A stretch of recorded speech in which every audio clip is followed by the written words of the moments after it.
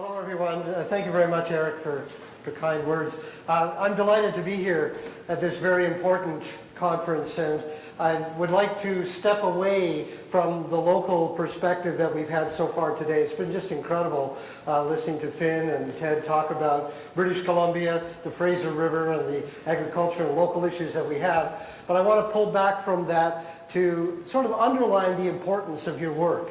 And why it's so important from the biggest perspective we have, which is global. And when I was born, we didn't know this. We didn't know what this world looked like because we hadn't left it yet. I was born before the space age began. I dye my hair gray. But I was born before the very first satellite. And so we did not see the Earth because we hadn't left it and seen it from the outside. Now we take it for granted. Every night, you listen to the weather, you get a satellite view, right? You see it, we see it from the outside. But we didn't know this when I was born. And it's really quite remarkable that we have discovered our own planet. And for me, the discovery of planets started when I was 8 years old, and my mother came home with this. I still have it. It's called The Planets. And it's an art book. It's very thin. It's an art book about the planets because we hadn't been there yet. So this book sort of describes what we thought they would be like. And it's pretty good. It still holds up today. They got a lot of it right. But since then, we have been to all the planets in our solar system with robots. And it's been an exquisite pleasure for me to be alive as a working journalist covering the actual missions out to the planets. So to see the things that I dreamed about when I was a kid. But what that book did for me was, even at 8 years old, in reading that book, I understood that this is only one version of planet. That the Earth is just one of a whole family, and all the others are really, really different. The planets come in different sizes, they come in different environments. Some of them have a whole lot of moons around them, some have none. Some are hot, some are cold. They're all different. They're all different. And I knew this as an 8-year-old kid, so I got a sense of planet Earth. Then we started actually going there. And I've had the privilege of meeting a lot of very influential people in both science and technology, including the person who took this picture. Now, this was the very first picture of the Earth taken from another world. It was in 1968 when Apollo 8 left the Earth and went to the moon. They didn't land. That was Apollo 11 later. 1968 was the first time that humans left planet Earth and saw it from the perspective of another heavenly body. We've never ever done that before. And it was only the people who went to the moon, 24 humans, and only 12 of them walked on the moon. Those are the only people to see the Earth as a whole.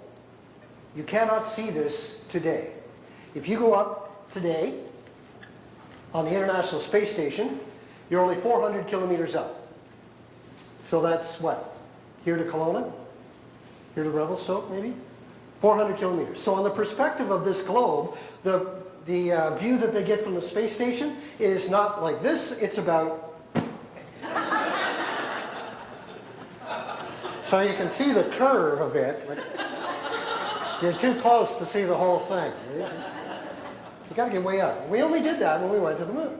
So any picture of the whole Earth you see today is taken by a satellite, not by a human being.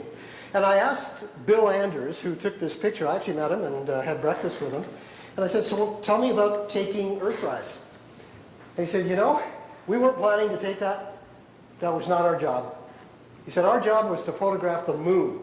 We were to photograph the landing sites so that when they landed, they'd have high-resolution pictures. That's what our job was. So we went around, and he said, we were actually there. We went around the moon 3 times before we saw the Earth. We just happened to be pointed forward. We contacted Houston, and we looked out the window. It was like, holy cow, look at that. Look at that. And then Jim Lovell, who was the commander, he said, did you get a picture? Oh yeah, I clicked. Took it. So we weren't even, and yet this has become the most iconic picture ever taken of humanity because we saw ourselves as one single living unit for the very, very first time. Now, if you hold up your thumb, I'm a bit close, but if you hold up your thumb, if the Earth disappears behind your thumb, you're at the right perspective for this picture. From the moon, the Earth disappears behind your thumb. And what do you see when you block the Earth out? Well, you see a land here in the foreground that is dead. The horizon is black because there's no air. You stand on the moon, you're in outer space.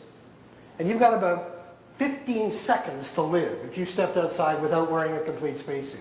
It'll kill you. The moon will kill you.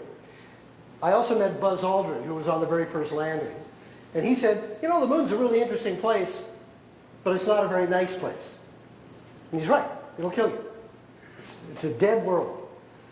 And around the Earth, there's all this black vacuum, deadly radiation from space and from the sun. It'll kill you.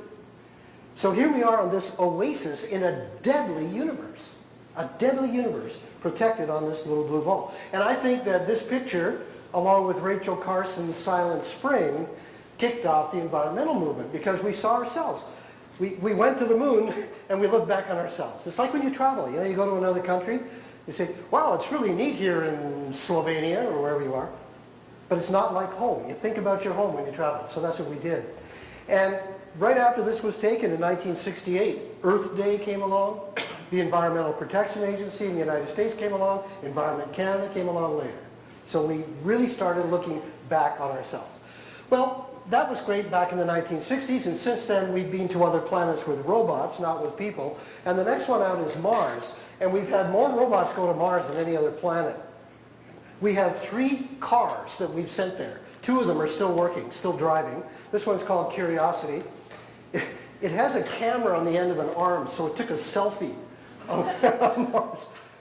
Otherwise, this picture would have been taken by a Martian.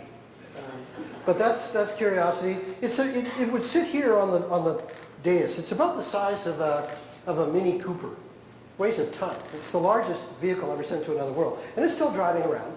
We have orbiting satellites looking down on Mars. We've covered the entire planet. In fact, we know the surface of Mars better than we know the surface of the Earth. Because most of the Earth is covered in water. But Mars, you can see the entire surface. And what these robots and satellites have told us, especially this one, Curiosity, it landed in what used to be a lake. It's done the geology of the rocks. It's looked and they found things like perchlorates in the soil. They see layering that's done by sedimentation. So they see that this used to be a lake. It used to be a lake. And we have since found out by looking at the rest of it, like all these layers that are geological layers, we can see the history of Mars. And they have found that it used to be blue. There used to be 2 blue planets, ours and Mars. Mars had an ocean that covered most of its northern hemisphere. It had a, is that the laser? Yeah, it had a sea down here, that's about the size of the Mediterranean, and a big canyon system across the center here, with water flowing through it, salt water. You could have gone swimming on Mars in the past, 3 billion years ago. 3 billion years ago, which is about the time that life was just getting started here. So, did life get started there? We don't know. That's why we're there, one of the reasons, to try to find fossils of past life or if anything still exists today. So you want to talk about climate change. Mars used to be warm and wet. Today it's cold and dry. It went into an ice age and it did not come back. Even though these pictures that we take from the surface make it look like Arizona, it's really cold.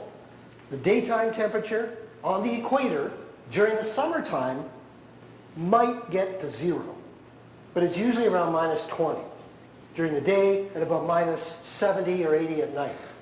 And up on the poles it goes below -100. The air, no oxygen, it's all carbon dioxide, and there's hardly any of it. It's very, very thin. So Mars will kill you. It didn't at one time, but now it can. So it went into an ice age and did not come back, partly because it's small. It's only half the size of the Earth.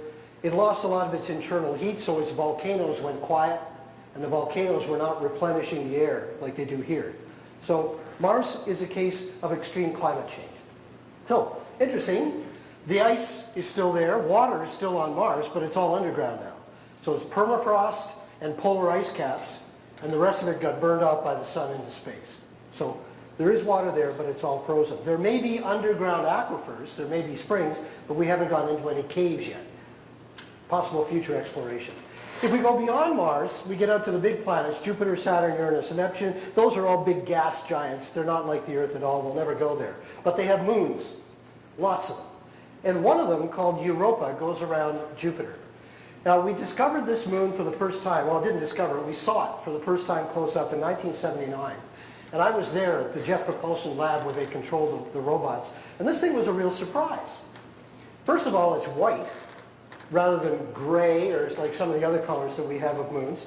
And it has no mountains on it, no valleys. It's totally smooth all the way around. If you could hold it in your hand, it would feel like a cue ball from billiards. No mountains, no valleys, because it's covered in ice. The whole moon, pole to pole, is covered in ice.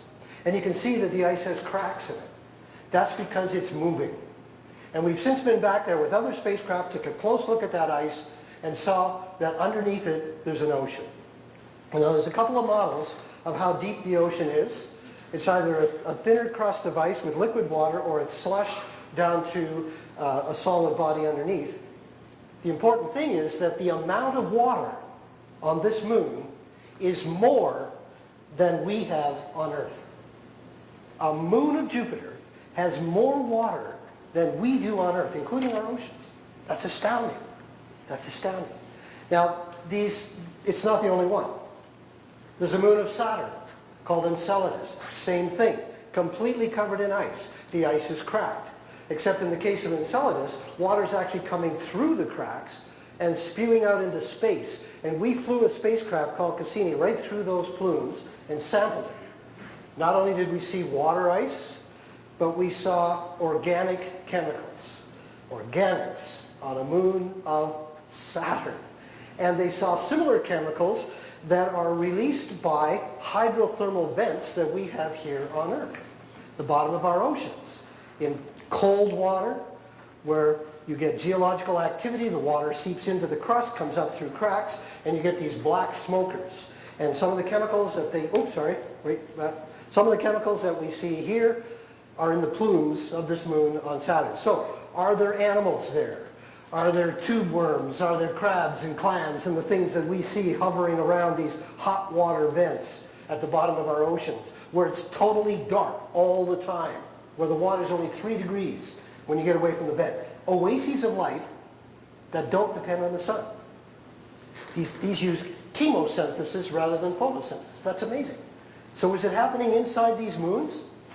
We got to go back. I think they should send some Canadians up there to do some ice fishing. We're going to drill some holes and drop a line and see if we catch anything, right? So that's the plan. Europa is one of the big targets now for the next planetary exploration, to go back there and try to get a better handle on that ocean. And those are just 2. We think there's at least 6 worlds, 6 moons in our solar system that could have oceans inside them. That's amazing. That's amazing. So water's pretty common. Water's pretty common in the solar system. And just 2 years ago, we went to Pluto for the very first time, 2015. We flew by it once, and we got this amazing portrait of it. It turns out Pluto, also made of ice. But the ice on Pluto is the ground. It's solid. It's so cold out there that the ice is as hard as steel. It forms the ground. And on top of that are 2 other forms of ice. The pink stuff here, the red and pink stuff, is methane ice. So methane, it freezes, and then it starts out kind of bluish, but sunlight works on it, and you get some photochemistry that goes on, it turns kind of red. So that's the methane ice around here. And then this other whitish stuff here is nitrogen ice. Nitrogen ice.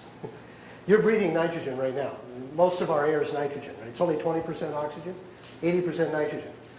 On Pluto, our air would freeze. And it forms these big glaciers that move. We saw this stuff moving around. And the interesting thing about nitrogen ice, it looks like snow, but you could not make a snowman out of it or a snowball. Because if you pick it up and you hold it in your hand, it'll slowly drip through. It's actually gooey. It's different. It's ice, but it moves. Sort of like our glaciers do, but they're very slow. It's like a quick glacier, so it would drip through your fingers. Nitrogen ice.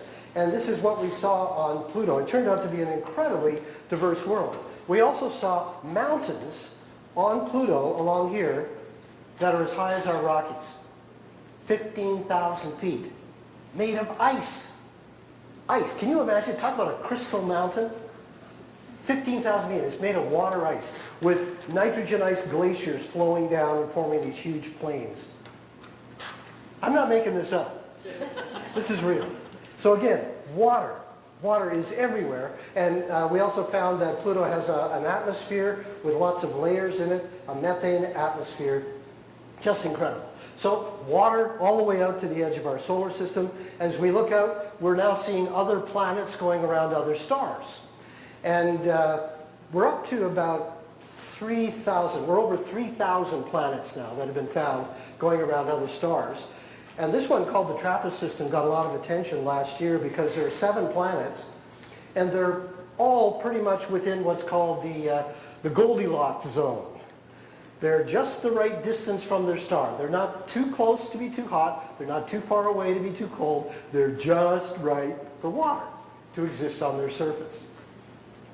So are they Earth-like? Are they going to be Earth-like? If they're going around the sun, they're in that habitable zone like we are, will they have oceans and continents like we do? Probably not. Because it turns out this star that they're going around is called a red dwarf. It's smaller than our sun. It's dimmer than our sun. And to get into that Goldilocks zone, you got to be really close. Really, really close to it. Closer than Mercury is to our sun. And when you do that, something happens to a planet. So let's suppose this is one of those planets, and I'm the star. I'm the star. The way we go around our sun is that the Earth turns like this as it's going around. We do 365 days in 1 year, right? So that's how we're going around the sun like that. But if you're really close to your star, you get gravitationally locked so that one face is always towards the star. So its day is the same length as its year. So it goes around like this. Okay, so it's always got one side towards the star and one side away from the star, which is what our moon does to us. The moon, we always see the same side of the moon, right? We don't see the far side. They call it the dark side, which is wrong. It still gets sunlight, but it's just that it's going around just like this. So if you are doing that, what that means is that one side of your planet is going to be a desert because the sun never sets. The sun doesn't rise or set. It's always in the same spot in the sky. Day in, well, you don't have any days. It's all days, no nights. The only way you can make the sun move is for you to move. You got to walk around your planet to get the sun to set. And the other side is going to be a frozen, like the Arctic in the wintertime. It never sees the sun. So you're going to have one side of the planet permanently frozen, the other side a permanent desert. What kind of weather are you going to get there? Would there be a boundary between the two where you could have a green spot? Maybe. I don't know. But it's going to be very different. It's not this. It's not this. So yeah, we're finding really interesting planets out there, but we haven't found another Earth yet. Now I believe they're out there. I believe they're out there. The numbers are just so big that there have to be other Earths out there somewhere in space. And by the way, we also see clouds of gas and dust in space, and one of the big ingredients of those clouds is water. So water's everywhere, right? But the problem with finding another Earth is that even if we do find one, it's going to be very, very, very far away from here. Hundreds of light years, dozens, hundreds of light years. So that means we can't get to it. We don't have rockets that can get there in our lifetime. And even if we want to say hello to see if anyone's there, we send a signal. Hey, anybody home? It'll take years for that signal to get there, and maybe 100 years for it to get there. And then if they're there, and if they hear it, if they understand it, and if they feel like answering, if they can answer, it'll be another 100 years for their, yeah, what do you want? To come back. 2 centuries just to say hello. So, yeah, there are probably other Earths out there. The continents will be different, but we're spread out. We're spread out in space and in time. So that brings us back to here. This is sort of the poster child of the environmental movement. This was the last picture ever taken by a human being of the whole Earth on the very last mission to the moon in 1972, Apollo 17. And I met the guy who took this picture, the only scientist to go there, Jack Schmitt, on the very, very last mission. They were the only mission that had a whole Earth. So they took this shot. And what I find so poetic about this picture is that right in the middle of it, right here, is East Africa. So that's where you have Tanzania, Kenya, Ethiopia, Uganda, Rwanda. That is where we have found the oldest remains of our human ancestors, the Australopithecines.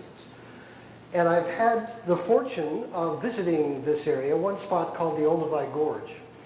And while I was there, one of the local guides gave me this sort of shoebox full of stone tools. He said, these are stone tools from Homo habilis, the handyman. Should be the handy person, I guess, to be correct. Homo habilis, 2 million years ago. And they were one of the first tool makers. And he said, I looked at it, and I just saw these rounded rocks, and I said, how do you know they're tools? It looks like he just went to the river and picked them up out of the river. He said, well, somebody did go to a river and pick them up. But look at one. And he held it up, and he said, can you see how the edge of it's been chipped to make it sharp, a sharp edge? Said, oh yeah, I can see that. And it had actually been worked. And then he handed it to me. He said, here. And I held it in my hand, and it fit. It fit my hand. And suddenly, I was connected to someone 2 million years ago who used that stone tool to make dinner. Scraping meat off bones. It was a good chopper, and it had been carefully selected to fit right.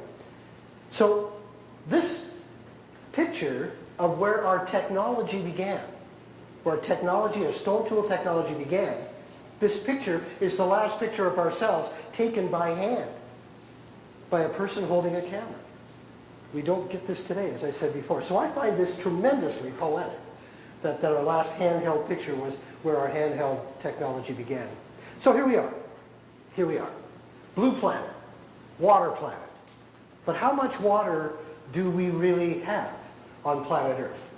Well, first of all, we are small when it comes to planets. This is us compared to Jupiter. You can put 1,000 Earths inside Jupiter. That's how big it is. And Jupiter's nothing but gas. So 1,000 Earths. Even this big red spot here, this big storm, that's a hurricane that's been running for 400 years or probably more. Ever since Galileo saw it, we've been watching this storm. The Earth would fit in there 3 times. 3 times. So it's an enormous big gas giant. We are tiny. We're a small rock as far as planets go. And this is what the U.S. Geological Survey did as an interesting little exercise. If you were to scrape all the water off the Earth and put it into one drop, how big would it be? That's it. There's all of our water in one drop. The big one is the salt water, and that's the fresh water there. So let me put this into another perspective. And this is something that I ask you to steal. I do this for kids. It's a fun demonstration to do with kids. To give them this perspective, but I need a volunteer to help me out. Oh, okay. Oh, good. I'm always happy to see willing volunteers. Hello. Say hi. Take a bow. Okay. Okay. Now, you are going to represent all of humanity. All 7 billion and counting, right? Okay, so you represent all of humanity. And this glass of dihydrous monoxide, 2 hydrogen, 1 oxygen, is going to represent all the water on planet Earth, okay? So there's all the water. Okay, don't do anything, hang on. So there's all the water on planet Earth. Stephanie represents all of humanity. How many of these glasses are we supposed to drink a day? What is it? 8. 8? Do you drink 8 glasses a day? Anybody drink 8? Oh, 1? Yep, good on you. Nobody else. 8 glasses of beer a day? Okay, so 7 billion of us, 8 glasses a day out of all of the water on the Earth. How much is actually available to humanity? How much can we drink? Okay, Stephanie, go ahead. Oh, wait. Thank you. I'll put that back. That was good. Evaporates up in the air. Okay, before you do that, I have to take some away because we can't drink most of the water on the Earth because it's salt. So I have to subtract the oceans. So of all the water on planet Earth, how much is salty? And what is it? Half? No, more than that. 3/4? More than that, yep. It gets down to about 90%. So about 90% of the world is salt water, so there's the fresh water here. Okay, so go ahead, have a nice drink for... Wait. I have to take away some more because we can't drink most...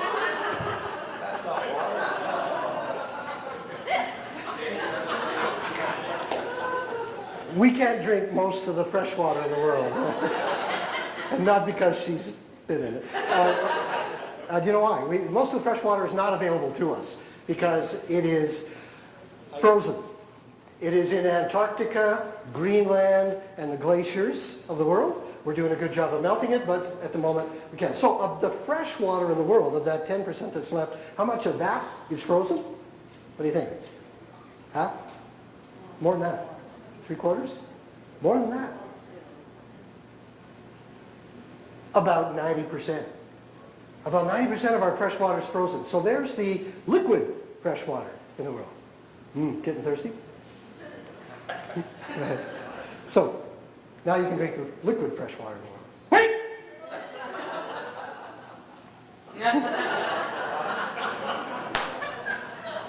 Little kids don't do that. Okay. I still have to take some more away. Because of the liquid fresh water in the world, there's some we can't get to. It's in deep aquifers. Not groundwater, but deep aquifers. So I got to take away the deep aquifers. What's that goober hanging on the end of it? Okay, still some. Then, there's water that's in the plants. They're using it. So it's in the stems and leaves of plants. I have to subtract that. And one more. Any guess? We can't get to? It's in the air. It's in the clouds. It hasn't fallen as rain yet. We cannot get to that. So, after you subtract what's in the air, what's in the plants, what's deep underground, what's frozen, and what's salty, you're left with the fresh water in our lakes and our rivers and our groundwater. And out of that glass, what do we get? Go nuts, Stephanie. Enjoy. Enjoy. Is it originally from there? I don't know. What'd you get? 1 drop. That's about it. 1 drop out of a glass. 0.003% of all the water in the world. 1 drop is all we get. Thank you very much, Stephanie. You were a wonderful talking. And you know what's amazing? Well, there's a couple of things that are amazing. This water, this dihydrous monoxide that we have here that I'm not going to drink, is the same water the Earth has always had. We don't get new water. A little bit comes out of volcanoes, but most of it came out of the early volcanoes when the Earth was really, really active, much more than it is now. And it came from comets that fell from space. So this water's been recycled again and again for 4 billion years. It's the same water. It's as old as rock. That's astounding. So these water molecules have been through a dinosaur. Would you like a drink now? It's been through the ancient Egyptians and Babylonians and Chinese and people, in this case, maybe even someone you know. I don't know. It's just astounding. It's just astounding. We're not running out of water. We're not. The Earth has got lots of water. What we're changing is the proportion between what's salty and what's ice and what's fresh. We're losing our fresh water or we're contaminating it, but that 1 drop is all we have. And that's one thing. The other thing that's interesting is that if you look at the Earth, where is it? Where is all that fresh water? Well, what do we got? Okay, there's Australia. Well, there's a couple of rivers in Australia, but no big lakes. There's Lake Erie in the middle, but it dries up. In fact, I think it hasn't had water in years. What do we got? Asia. Lake Baikal in Russia, the largest lake in the world. It's turning salty because of agricultural runoff and it's shrinking. We've got big rivers in China there, the Yangtze. We got the India, it's got its Ganges River.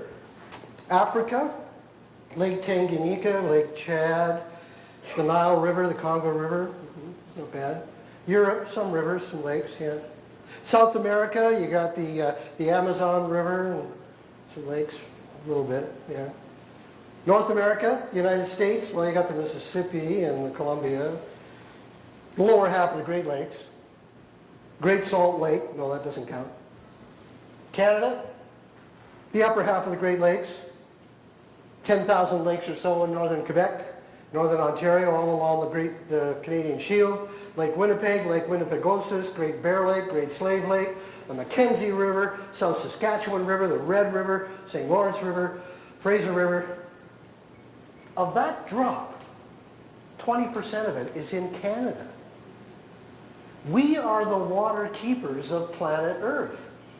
We have more water than anyone. 20% of the world's fresh water is in Canada. And here we are talking about, do we have enough for agriculture?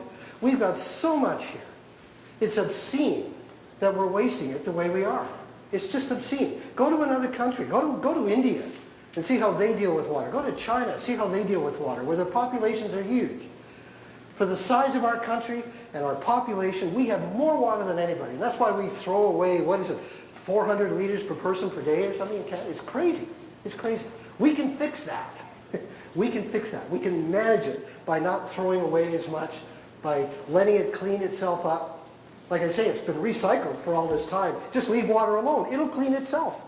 As we heard earlier from the lady back here, but don't build a treatment plant. Get the wetlands doing the treatment for you.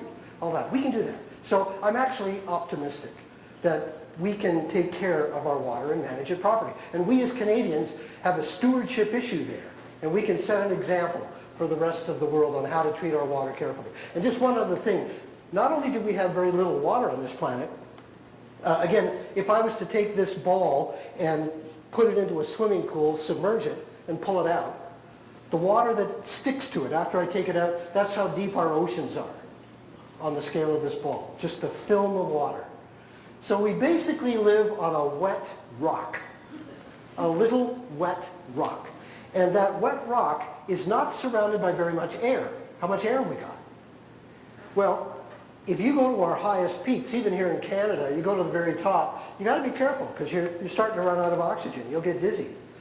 If you go to our tallest peak over here in Nepal, at the top of Mount Everest, you will die. They call it the dead zone at the top because you can die there without enough oxygen. In other words, you can walk out of our atmosphere. You can almost walk out of it just by climbing a rock. And the thickness of our air is the thickness of the skin of an apple. That's how thin the air is. It is a bubble, like a soap bubble around the earth. So we have this thin bubble of air, a thin film of water on a very little rock. And yet here we are. Here we are. It's a miracle we're even here. It's astounding to me. And when you take away all of the ocean area that covers the earth, only a little bit of the land is sticking above the ocean that we can live on. And of that, look at how much brown there is. The southwestern United States, we got the Atacama Desert, we got the Gobi Desert, we got the Sahara Desert, Middle East, and all these different areas that are desert in Australia. And then we got ice areas at the bottom and at the top. There's not a lot of green. There's not a lot of green space. And here in BC, we're just blessed with so much green and so much water. We are the Garden of Eden. Canada is the Garden of Eden, and this planet is the Garden of Eden of planets. Because every other planet we know of will kill you. It's not like Star Trek. Bugs me, and I love Star Trek. I love science fiction. We really need it. But it always bothers me that whenever they go to an alien world and they beam down to the surface, it's always a really nice day. It's warm and it's sunny. Nobody's wearing a coat. And all the aliens speak English.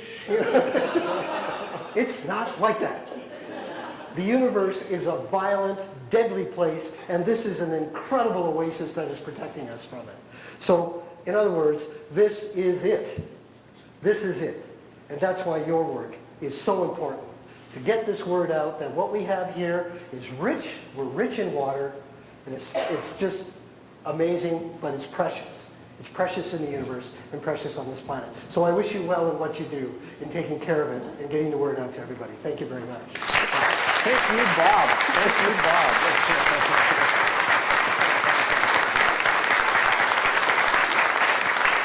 Now you know why we just had to have Bob here after we had him last year. And